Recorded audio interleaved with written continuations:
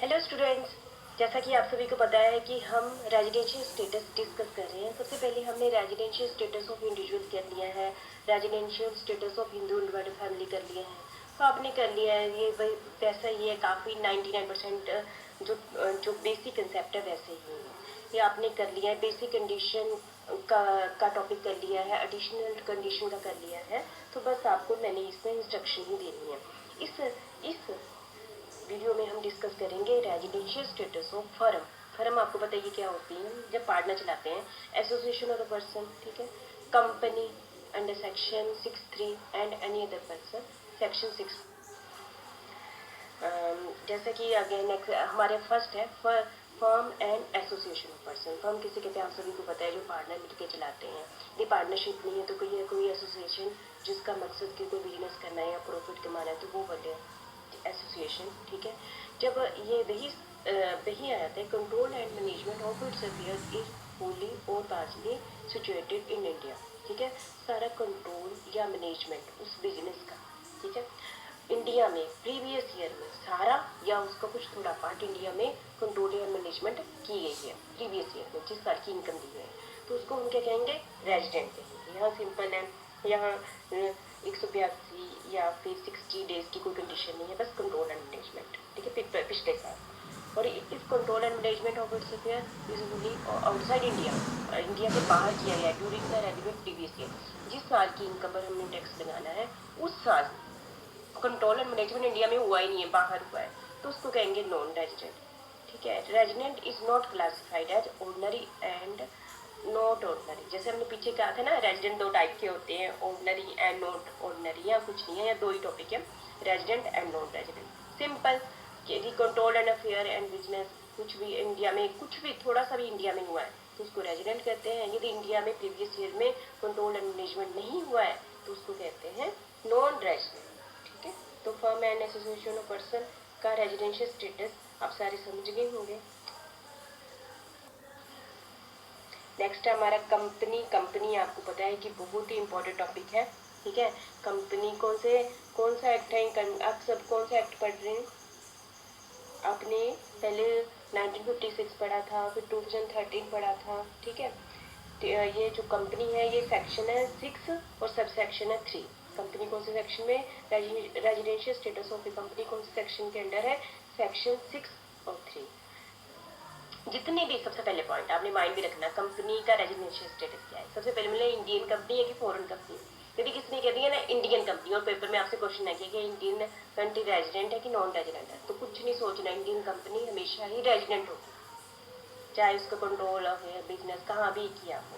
यदि इंडिया में company act 1956 के अंदर रजिस्टर्ड हो गई है, इंडियन कंपनी है ना, तो वो रेजिडेंट ही होगी, वहाँ पर नॉन रेजिडेंट का कंसेप्ट कभी भी स्टार्ट नहीं, ठीक है। इंडियन कंपनी है, रेजिडेंट है, ठीक है, समझ गए इतना ना।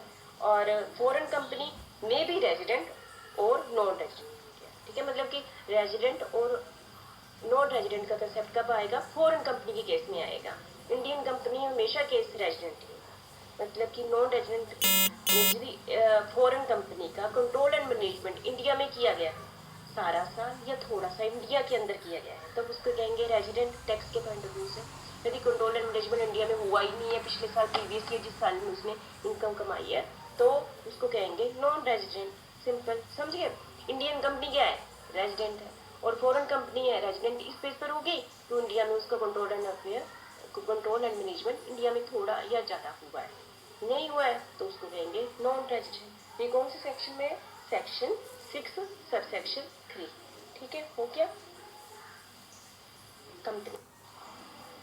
और नेक्स्ट है हमारा, ये थी पहले हमने डिस्कस किया फर्म है एसोसिएशन ऑफ पर्सन, फिर हमने सेकंड टॉपिक किया था कंपनी। अब थर्ड है हमारा residential status of trust, club, local authority. ये है सेक्शन 6 सब सेक्शन 4। आप उन सभी को ध्यान रखना, सेक्शन जरूर लिखने हैं, विदाउट सेक्शन आपकी यहाँ कोई वैल्यू नहीं है। टैक्स पढ़ रहे हैं, एक्ट पढ़ रहे हैं, तो कोर्ट में भी ये सारी बातें डिस्कस होगी, तो सेक्शन आपने जरूर लिखना है, ठीक है। ये सेम टू सेम वैसे ही यदि कंट्रोल, इन सभी, ये भी ट्रस्ट भी किसी का बिजनेस कुछ काम को लेकर चलाए होते हैं ना, क्लब भी, लोकल अथॉरिटी भी, तो इनका कंट्रोल और मैनेजमेंट इंडिया के अंदर फुली और पार्शली इंडिया में हुआ है पिछले साल, जिस साल की इनकम पर टैक्स लगना है, हुआ है तो उसको रेजिडेंट कहेंगे। इफ कंट्रोल और उसका बिजनेस मैनेजमेंट इंडिया के टोटली कुछ भी नहीं इंडिया में हुआ पिछले साल, जिस साल की इनकम टैक्स लगना है उसको कहेंगे नॉन रेजिडेंट। तो समझ गए होंगे अभी मैंने इतना डिस्कस कर लिया रेजिडेंट नॉन रेजिडेंट, और इसमें भी रेजिडेंट को तो बागों में नहीं बांटना है, ऑर्डनरी एंड बर्नोट, यहाँ भी दो ही है, रेजिडेंट या फिर होगा नॉन रेजिडेंट। ठीक है, तो मुझे लगता है आप सारे समझ गए।